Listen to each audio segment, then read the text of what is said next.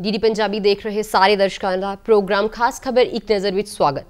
मैं अनुजा शर्मा ते रोज़ की तरह खास खबरों उत्ते विचार चर्चा करने लई साडे नाल स्टूडियो दे विच मौजूद ने जगबाणी दे पत्रकार जोगिंदर संधू जी। पहले करदे हां उन्हां दा स्वागत। बहुत स्वागत संधू साहब प्रोग्राम खास खबर एक नज़र दे विच। धन्यवाद अनु जी, धन्यवाद। ते हुण रुक करदे हां खबरां वल। कल किसानां ने जिहड़ा केंद्र सरकार ने उन्हां नूं सोध प्रस्ताव कीता सी उहनूं इनकार कर दिता है तो कहा है कि वो अड़ीक ने अपनी गल ते कि किसान खेती कानून नूं रद्द करवा के जाणगे। इस उत्ते की विचार है तुहाडा? अनुजा जी, जिहड़ा खेती अंदोलन है इनू 2 महीनों तो वध दा समा हो गया चलदे नूं। गल जिहड़ी सी पहले दिन शुरू हुई सी, गल अज उत्थे ही खड़ी है। किसानां वल्लों इक्को ही गल कीती गई सी कि ये कानून जिहड़े है केंद्र सरकार ने पास किए है, मोदी सरकार ने पास किए है, वो साडे हित विच नहीं। इन्हां कानूनां नूं बदलिया जावे, इन्हां कानूनां नूं रद्द करके होर नवे कानून लिआंदे जाण। ये किसानां दे हित विच नहीं, किसानां दीआं फसलां दे हित विच नहीं और उन्हां दे भविख दे हित विच नहीं जी। दूजे पासे सरकार इहो गल अज तक दोहराउंदी आ रही है वार वार कि ये जिहड़े कानून ने ये किसानी दे भले लई ने। हुण किसान कहिंदे ने भी जे साडे भले लई ये कानून ने ते सानूं ये भला नहीं चाहिदा, तुसीं धक्के नाल साडा भला ना करो, साडा तुसीं बुरा ही रहण दिओ ते ये कानून जिहड़े ने वापस लै लो जी।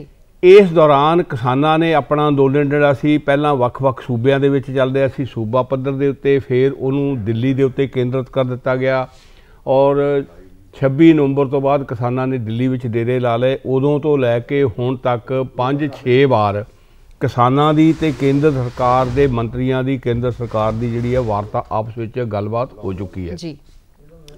हर वार जी घंटिया बधी गलबात चलती है तो नतीजा जोड़ा वह उही रहा कि परनाला उत्थे दा उत्थे रहिंदा है, उहदे च कोई हिल जुल जी किसी पासे नहीं हुई।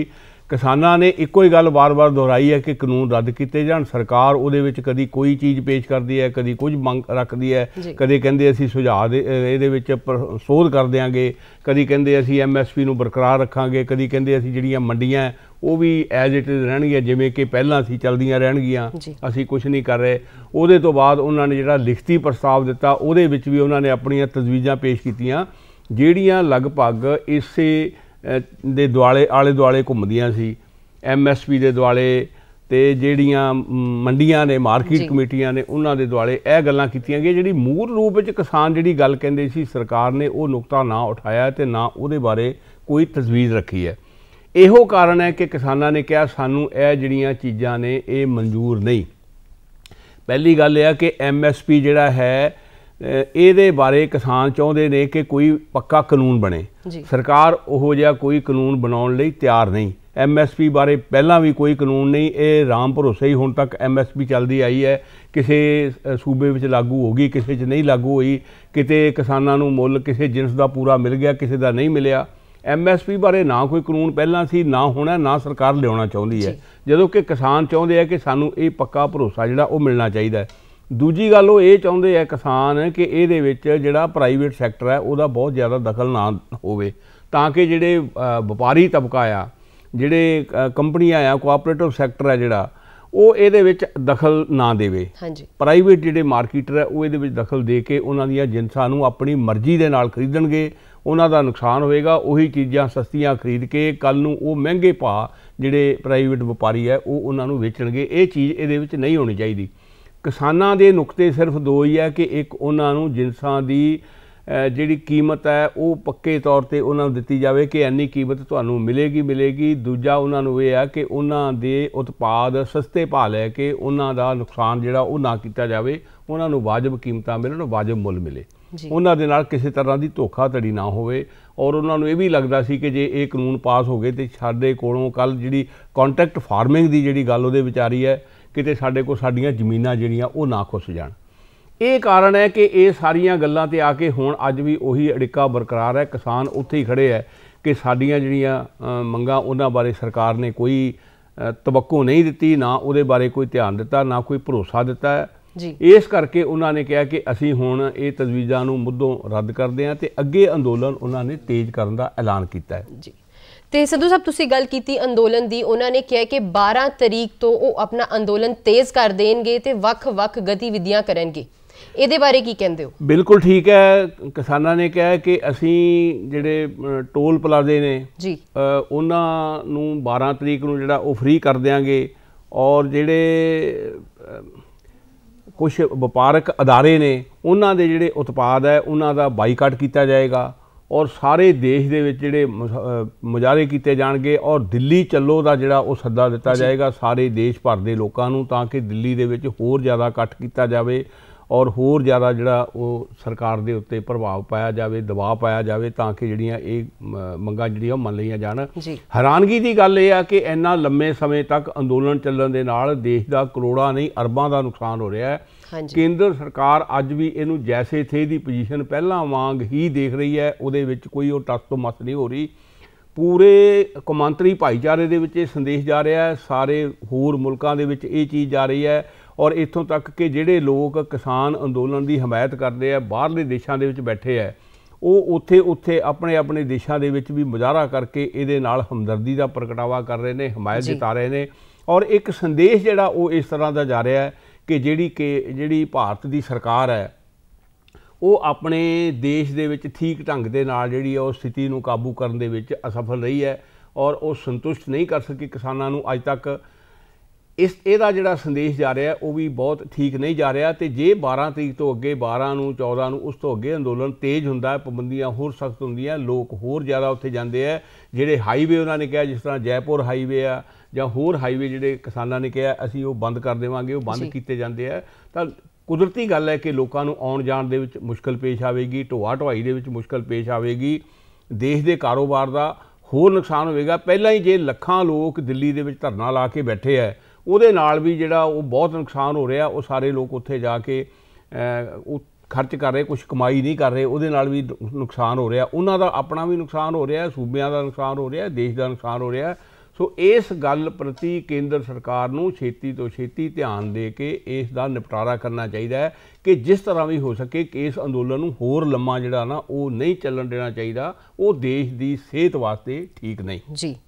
ਤੇ ਇਸ ਦੇ ਨਾਲ ਹੀ ਕੱਲ ਵਿਰੋਧੀ ਧਿਰ ਦੀ 5 ਮੈਂਬਰੀ ਕਮੇਟੀ ਨੇ ਰਾਸ਼ਟਰਪਤੀ ਰਾਮਨਾਥ ਕੋਵਿੰਦ ਜੀ ਨਾਲ ਮੁਲਾਕਾਤ ਕੀਤੀ ਹੈ ਤੇ ਉਹਨਾਂ ਅੱਗੇ ਮੰਗ ਕੀਤੀ ਹੈ ਕਿ ਖੇਤੀ ਕਾਨੂੰਨ ਨੂੰ ਰੱਦ ਕੀਤਾ ਜਾਵੇ, ਤੇ ਨਾਲ ਹੀ ਉਹਨਾਂ ਨੇ ਕਿਸਾਨਾਂ ਨੂੰ ਇਹ ਆਸ਼ਵਾਸਨ ਵੀ ਦਿਲਾਇਆ ਹੈ ਕਿ ਉਹ ਕਿਸਾਨਾਂ ਦੇ ਨਾਲ ਖੜੇ ਨੇ।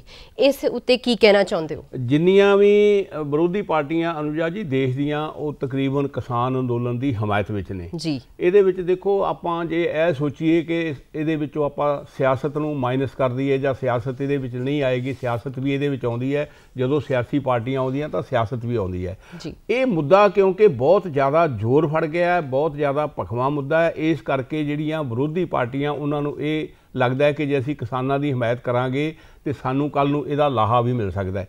ਦੂਜੇ ਪਾਸੇ ਇਹ ਗੱਲ ਹੈ ਕਿ ਕਿਸਾਨਾਂ ਦੀਆਂ ਕਿਉਂਕਿ ਮੰਗਾਂ ਠੀਕ ਹੈ, ਇਸ ਕਰਕੇ ਉਹਨਾਂ ਦੀ ਗੱਲ ਨੂੰ ਇਨਕਾਰ ਵੀ ਨਹੀਂ ਕੀਤਾ ਜਾ ਸਕਦਾ। ਜਿਸ ਤਰ੍ਹਾਂ ਕੱਲ ਜਿਹੜੀਆਂ ਵੱਖ-ਵੱਖ ਵਿਰੋਧੀ ਪਾਰਟੀਆਂ ਉਹਨਾਂ ਦੇ ਨੇਤਾਵਾਂ ਨੇ, ਜਿਨ੍ਹਾਂ ਦੇ ਵਿੱਚ ਨੈਸ਼ਨਲ ਕਾਂਗਰਸ ਪਾਰਟੀ ਦੇ ਸ਼ਰਦ ਪਵਾਰ ਜੀ ਸ਼ਾਮਲ ਸੀ, ਕਾਂਗਰਸ ਪਾਰਟੀ ਦੇ ਰਾਹੁਲ ਗਾਂਧੀ ਜੀ ਸ਼ਾਮਲ ਸੀ, ਕਮਿਊਨਿਸਟ ਪਾਰਟੀ ਆਫ ਇੰਡੀਆ ਦੇ ਸੀਤਾਰਾਮ ਯੇਚੁਰੀ ਜੀ ਤੇ ਮਾਰਕਸਵਾਦੀ ਪਾਰਟੀ ਦੇ ਉਹ ਨੇਤਾ ਵੀ ਸ਼ਾਮਲ ਸੀ ਇਹਦੇ ਵਿੱਚ। ਉਹਨਾਂ ਨੇ ਰਾਸ਼ਟਰਪਤੀ ਨੂੰ ਜਾ ਕੇ ਇੱਕ ਇਹੀ ਗੱਲ ਕਹੀ ਹੈ ਕਿ ਇਹ ਕਾਨੂੰਨ ਜਿਹੜੇ ਇਹ ਰੱਦ ਕੀਤੇ ਜਾਣੇ ਚਾਹੀਦੇ ਆ, ਇਹ ਖੇਤੀ ਦੇ ਹਿੱਤ ਵਿੱਚ ਨਹੀਂ।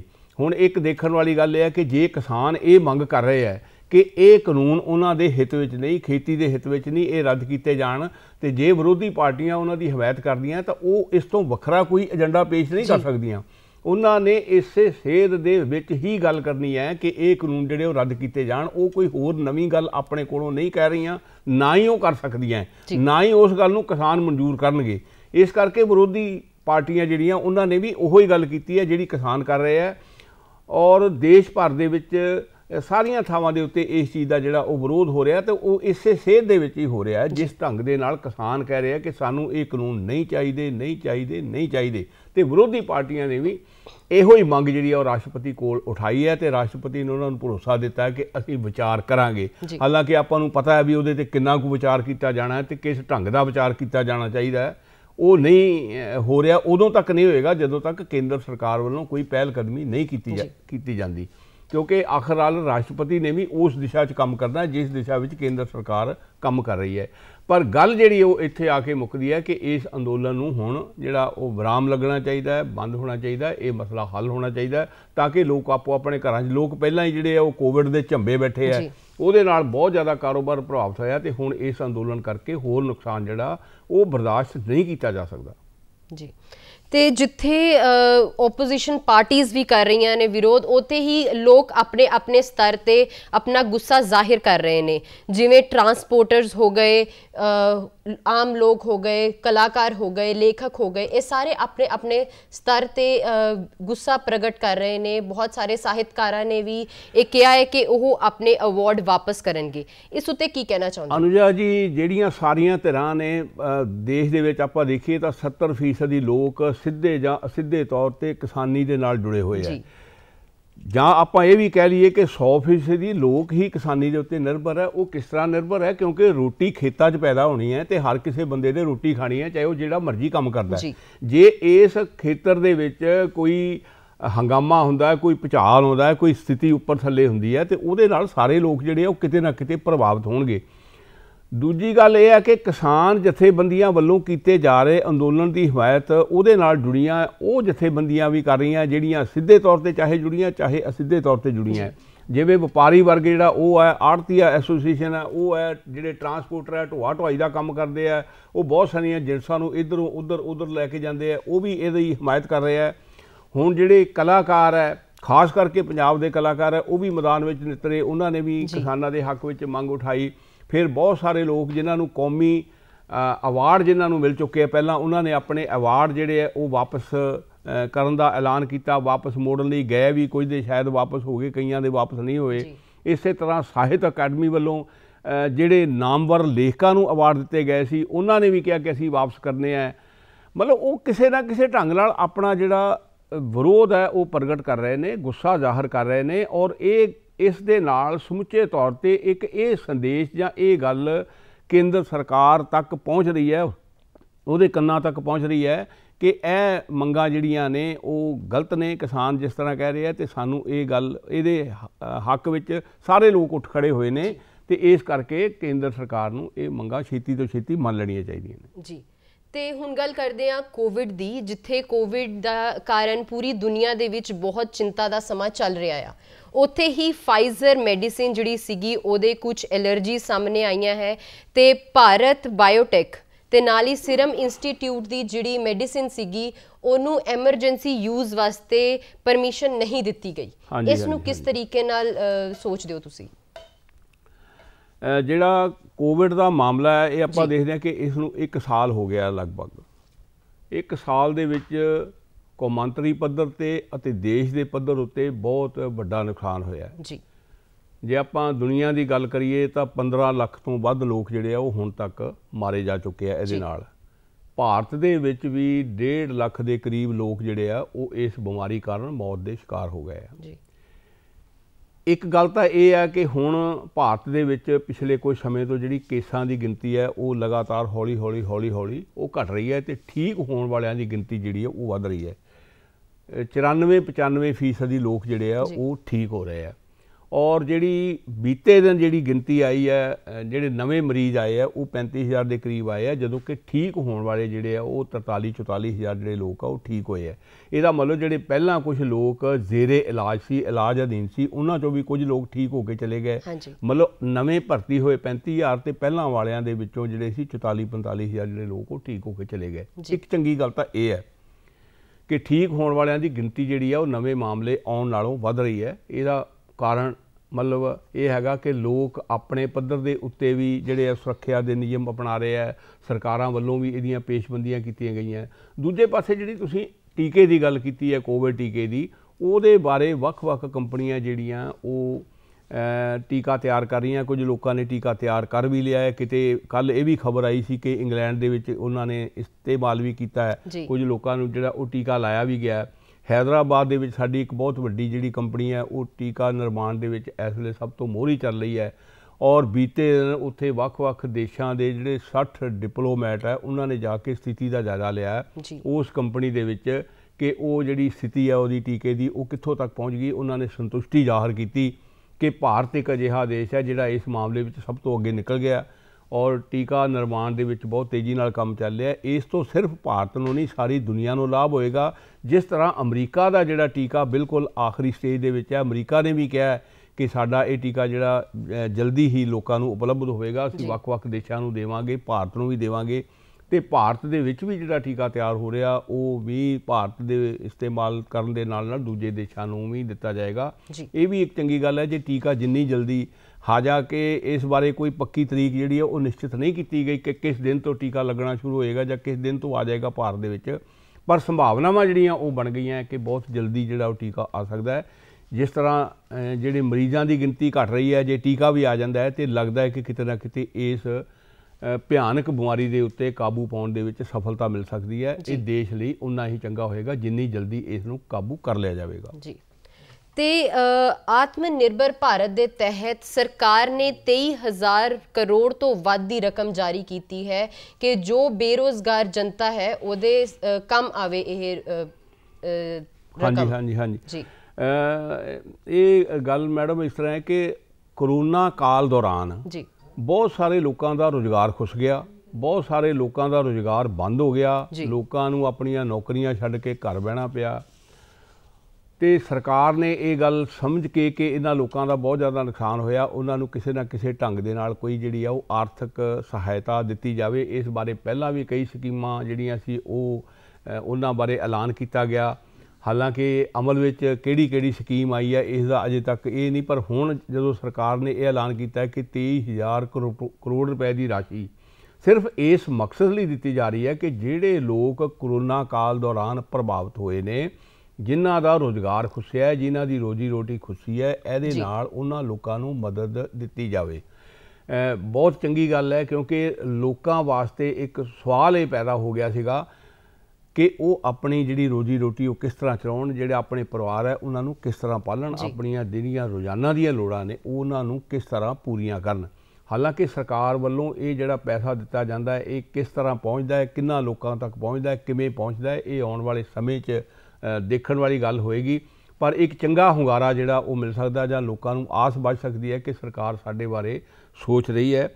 ਤੇ ਜਿਹੜੇ ਲੋਕਾਂ ਤੋਂ ਰੁਜ਼ਗਾਰ ਖੁੱਸੇ ਹੈ, ਜਿਨ੍ਹਾਂ ਲੋਕਾਂ ਲਈ ਇਸ ਤਰ੍ਹਾਂ ਦਾ ਸੰਕਟ ਵਾਲੀ ਸਥਿਤੀ ਬਣੀ ਹੈ, ਉਹਨਾਂ ਦਾ ਦੁੱਖ ਦਰਦ ਵੰਡਾਉਣਾ ਸਰਕਾਰ ਦਾ ਫਰਜ਼ ਹੈ ਜੀ। ਸਰਕਾਰ ਦਾ ਇਹ ਫਰਜ਼ ਹੁੰਦਾ ਹੈ ਕਿ ਉਹ ਆਪਣੀ ਪ੍ਰਜਾ ਨੂੰ ਸੁਖੀ ਰੱਖੇ, ਸ਼ਾਂਤ ਰੱਖੇ ਔਰ ਉਹਨਾਂ ਦੀਆਂ ਲੋੜਾਂ ਦੀ ਪੂਰਤੀ ਵੱਲ ਧਿਆਨ ਦੇਵੇ। ਹੁਣ ਆਪਾਂ ਇਸ ਗੱਲ ਨੂੰ ਜੇ ਕਿਸਾਨ ਅੰਦੋਲਨ ਨਾਲ ਵੀ ਜੋੜ ਕੇ ਦੇਖੀਏ ਤਾਂ ਉੱਥੇ ਵੀ ਮਸਲਾ ਇਹੋ ਹੀ ਬਣਿਆ ਹੋਇਆ ਹੈ ਕਿਉਂਕਿ ਕਿਸਾਨ ਵੀ ਤਾਂ ਇਹੋ ਹੀ ਕਹਿ ਰਹੇ ਨੇ ਕਿ ਸਾਡੀ ਰੋਜੀ ਰੋਟੀ ਸਾਡੇ ਕੋਲੋਂ ਖੁੱਸ ਰਹੀ ਹੈ। ਤੇ ਸਰਕਾਰ ਨੂੰ ਇਸ ਗੱਲ ਦੇ ਉੱਤੇ ਪਹਿਰਾ ਦੇਣਾ ਚਾਹੀਦਾ ਹੈ ਕਿ ਲੋਕਾਂ ਦੀ ਰੋਜੀ ਰੋਟੀ ਜਿਹੜੀ ਹੈ ਉਹ ਸੁਰੱਖਿਅਤ ਰਹੇ, ਉਹਨਾਂ ਨੂੰ ਜਿਹੜੀਆਂ ਬੁਨਿਆਦੀ ਸਹੂਲਤਾਂ ਠੀਕ ਢੰਗ ਦੇ ਨਾਲ ਮਿਲਣ ਔਰ ਉਹਨਾਂ ਨੂੰ ਆਪਣੇ ਵਿਕਾਸ ਦੇ ਮੌਕੇ ਮਿਲਣ, ਅੱਗੇ ਵਧਣ ਦੇ ਮੌਕੇ ਮਿਲਣ ਔਰ ਕਿਸੇ ਤਰ੍ਹਾਂ ਦੀ ਜਿਹੜੀ ਉਹਨਾਂ ਨੂੰ ਦਿੱਕਤ ਪਰੇਸ਼ਾਨੀ ਨਾ ਆਵੇ। ਸਰਕਾਰ ਦਾ ਇਹੋ ਫਰਜ਼ ਹੁੰਦਾ ਹੈ। ਜੇ ਕੋਈ ਸਰਕਾਰ ਇਸ ਕੰਮ ਦੇ ਵਿੱਚ ਕਿਤੇ ਨਾ ਕਿਤੇ ਅਸਫਲ ਹੁੰਦੀ ਹੈ, ਫੇਲ ਹੁੰਦੀ ਹੈ, ਤਾਂ ਦੁਨੀਆ ਦੇ ਵਿੱਚ ਕੌਮਾਂਤਰੀ ਭਾਈਚਾਰੇ ਦੇ ਵਿੱਚ ਇਹਦਾ ਚੰਗਾ ਸੰਦੇਸ਼ ਨਹੀਂ ਜਾਂਦਾ। ਸੋ ਸਰਕਾਰ ਨੇ ਇਹ ਕਦਮ ਚੁੱਕਿਆ, ਉਮੀਦ ਕਰਾਂਗੇ ਕਿ ਸਰਕਾਰ ਹੋਰ ਵੀ ਕਦਮ ਚੁੱਕੇ ਅਤੇ ਜਿਨ੍ਹਾਂ ਲੋਕਾਂ ਦੇ ਉੱਤੇ ਬਹੁਤ ਜ਼ਿਆਦਾ ਬੁਰੀ ਤਰ੍ਹਾਂ ਨਾਲ ਪ੍ਰਭਾਵ ਪਿਆ ਹੈ ਉਹ ਆਪਣੇ ਰਸਤੇ ਤੇ ਆਪਣੀ ਗੱਡੀ ਨੂੰ ਲਿਆ ਸਕਣ ਜੀ। ਬਿਲਕੁਲ। ਤੇ ਇਸ ਦੇ ਨਾਲ ਹੀ ਪ੍ਰੋਗਰਾਮ ਖਾਸ ਖਬਰ ਇੱਕ ਨਜ਼ਰ ਦਾ ਸਮਾਂ ਸਾਨੂੰ ਹੋਰ ਇਜਾਜ਼ਤ ਨਹੀਂ ਦੇ ਰਿਹਾ। ਬਹੁਤ ਬਹੁਤ ਧੰਨਵਾਦ ਸੰਧੂ ਸਾਹਿਬ ਪ੍ਰੋਗਰਾਮ ਵਿੱਚ ਆ ਕੇ ਵਿਚਾਰ ਚਰਚਾ ਕਰਨ ਲਈ। ਤੇ ਇਸ ਦੇ ਨਾਲ ਹੀ ਮੈਨੂੰ ਅਨੂਜਾ ਸ਼ਰਮਾ ਨੂੰ ਤੇ ਸਾਡੇ ਪੱਤਰਕਾਰ ਜੋਗਿੰਦਰ ਸੰਧੂ ਸਾਹਿਬ ਜੀ ਨੂੰ ਦਿਓ ਇਜਾਜ਼ਤ। ਨਮਸਕਾਰ।